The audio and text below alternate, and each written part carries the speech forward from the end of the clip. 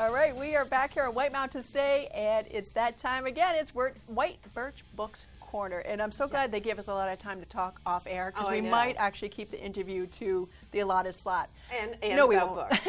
I'm just kidding. Well, we've been talking about some of the products and some of the whole Mount Washington Valley scene. It's always fun to have you here, Laura. Yes. So welcome. And for Thank folks you. that don't know Laura Cummings, she is the owner and operator of White Birch Books. Right, the independent bookstore in North Conway Village. We're celebrating our 25th year this year. What? Yes, I know it. We're going to have, it's still in the development stage, but we'll be having some parties in May. Really? And like in-store, out-of-store? In-store, things like that. Like we have two book groups. We have a mystery book group and a like just kind of a general fiction. So both those book groups are going to be reading books from 1992. Oh. It's really funny to look at the list and how many of those authors are still writing and everything like that. So we'll be doing stuff like that. We'll have maybe we'll have a 1992 retro day. We'll all wear shoulder pads. Oh, nice. I don't know what they never went out of style. No. Don't hold back. So, that sounds like yeah, fun. So we're going to have some fun. Facebook will be a good resource for that? Definitely. Facebook and yeah, we'll get stuff out in the paper and everything. I'm assuming people will want to write huge cover articles about our 25 years. But well, it is a big, like businesses big. come and go in the Valley, and you guys have been Right. here for 25 years, and it is one of my favorite places to shop. I mean, I have a couple selected ones in the Valley. Right. And White Birch is just such a treat. It's I go in fun. for books, I come out with everything. Right, and you're exactly right. The retail landscape around here changes a lot, and there's a few, I know Spruce Hurricane is celebrating 25 years this year. So, I mean, it's really, being an independent bookstore is not, I love it. It's not the easiest thing. So 25 years feels quite an accomplishment. Right. I mean, I've owned it, I think, for about 11. I've worked That's there for amazing. about 15. Oh my gosh. I know. Well, they talked about the death of the bookstore when, all the Kindles and all that started up, and it really didn't happen. Well, there was definitely resurgent people. I mean, it's kind of like that new exercise thing. You got it, and you used it, and you loved it, and then next The thing elliptical I have, you mean? Yeah. And so there's nothing wrong with digital reading, and people certainly still do it, but they realize they still enjoyed this place to come and this place to talk, and to talk to real people, not not computer generated, you read this, you will like this, type of thing. Yeah, you don't get the given excerpt, and then when you click on it, it's like, oh, purchase the book. You're like, darn it. Right. But you can go in, and there is something to the book in the hand.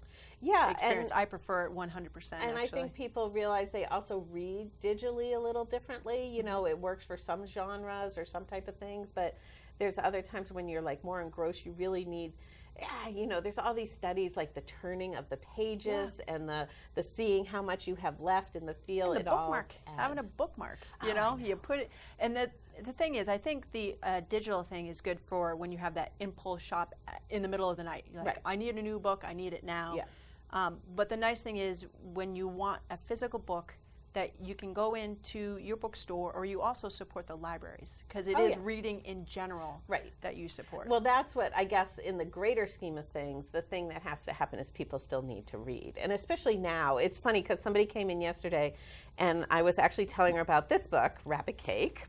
And she goes, oh, that fits my book list perfectly. And I'm like, what do you mean? And so she has this reading list for the year.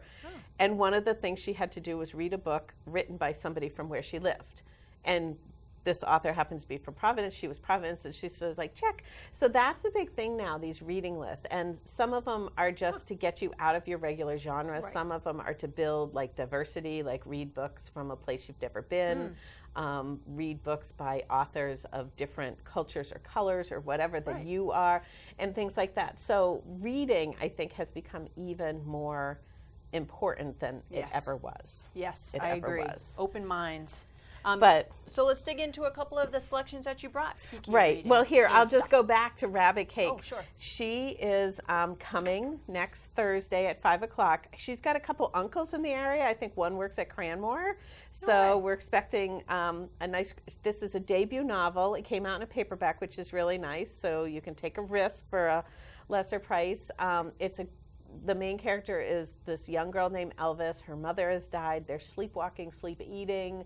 sleep things. There are rabbit cakes. I'm going to make a rabbit cake, and this is not like a flat cake where you make ears. Harmed, right? This is where you make like a 3D bunny cake. I've never done it before. I got the mold yesterday. I'm going to practice this weekend. Did you really? I thought you were totally kidding me. This rabbit cake idea has been stuck. I'm like, what does it look like? How do you make it? So it's an actual rabbit cake. It's actually a cake that sits up and looks like a bunny. You are driven. I am driven to make it, but it's a wonderful book. Sometimes debut novelists, you're like, oh, there's a lot of promise here, but not quite worked it out. It's not, you can see it's the next one. This one, I think, is the complete package, and she's young, and there's going to be so much more coming from her. And all right, lights are falling. Yes. All right, so tell me again, she's coming on Thursday at 5 o'clock. Okay, and so you can get your signed copies and all that. Yes, and we'll have signed copies afterwards. But we should also talk about this one, The Stranger in the Woods. Yeah, this freaked me out. We got a stack of these in. It came out on Tuesday. We got a stack of them in, gone. What? They were all gone. And so this is a hot commodity right here. It's very hot. He's everywhere. Not the dude. Not the hermit, but the author is everywhere talking about this. This is the story about this young man. He drove his car into the woods. He got out and he started walking, and he stayed in the woods for 27 years. Wow. It's insane. How do you do that? All winter long? All winter long. He never had a fire in the winter because he didn't want people to find him. He had all these weird rules, like if there's fresh snow, he can't walk in it. He can because he didn't want footprints to find where he was. And where is this guy now? Do they know?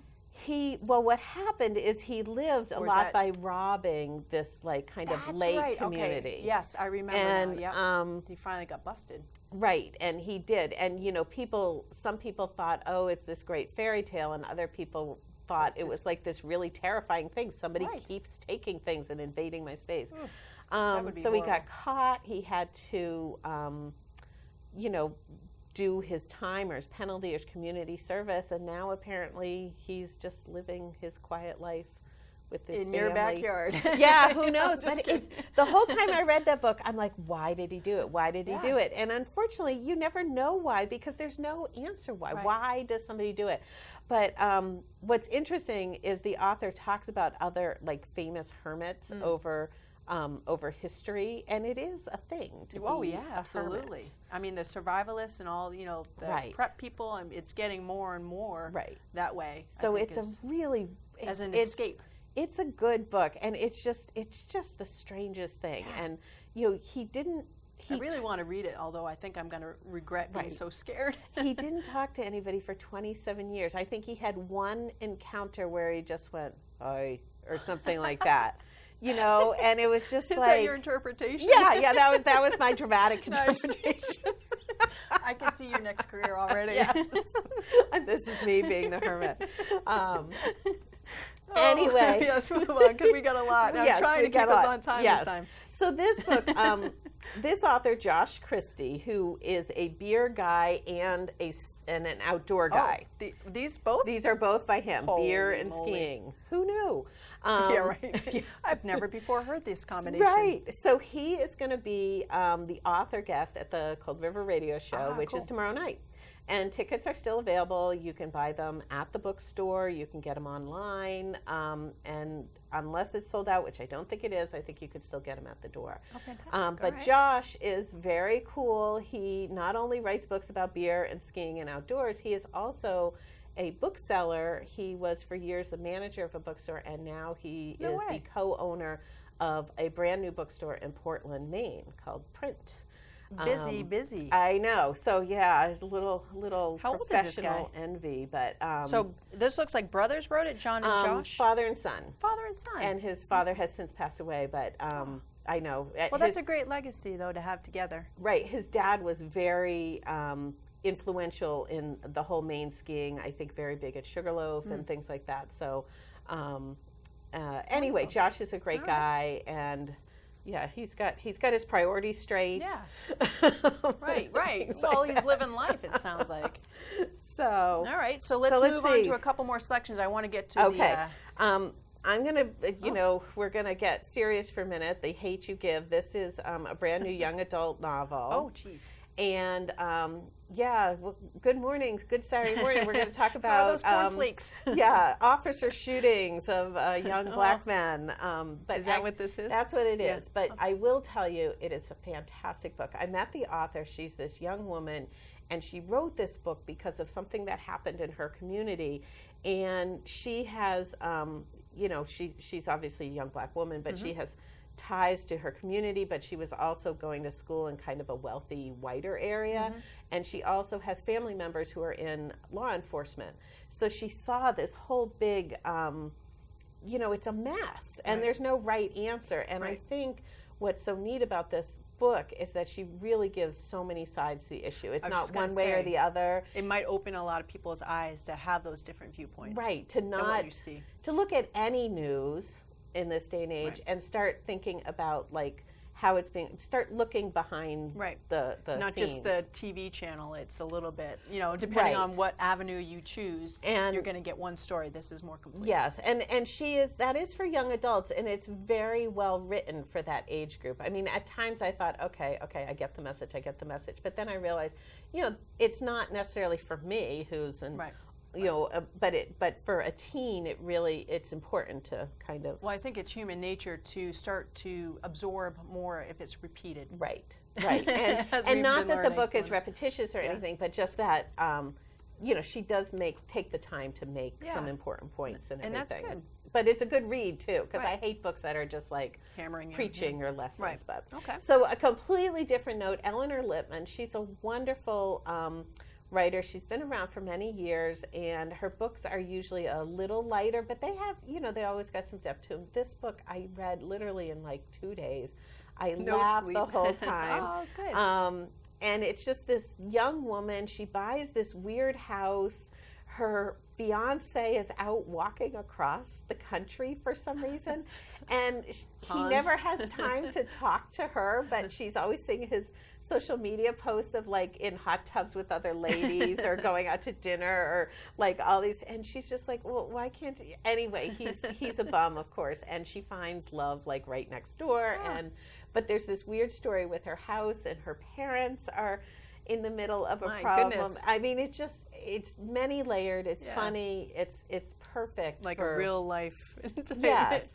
I mean, it's craziness. Yes, those crazy family that things. sounds really good. That sounds like something I'd be in the mood for, just right. lighthearted at times, but laughing. You want to pick one more? Do you have one more? Favorite? And I'm gonna, because I was like, okay, well, that's a Polish World War II book. Let's not do that. That's this is another great. But this one, you brought quite a selection this morning. What was going on? So strange, because I swear to God, this week so many books came out, and I think what it was is that I have been reading even more than normal because I've been watching less TV, and whatever. Yep. And so I've just been reading more. So all these books that I've read are starting to come out, and it's like, I read that. Awesome.